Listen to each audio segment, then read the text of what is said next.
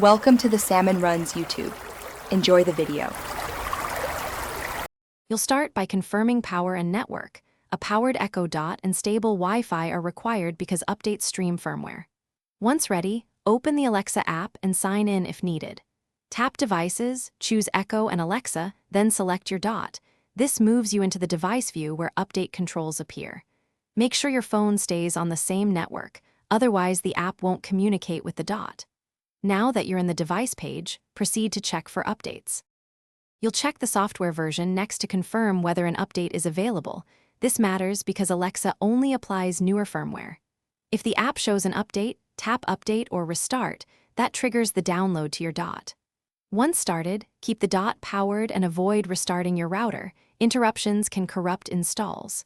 Monitor progress in the app. It may show installing or updating. If you don't see progress, wait 10-20 minutes since downloads vary with connection speed. After installation, confirm the device software version updated and test Alexa with a few voice commands to verify functionality. This proves the update applied correctly. If the update fails, power cycle the Echo Dot and your router, then retry the same update steps. This clears transient network or device glitches. Make sure to rejoin the same Wi-Fi. Only perform a factory reset as a last resort because it wipes settings. Once done, reconfigure the Dot and relink your Amazon. Thanks for watching. Consider subscribing if we helped you.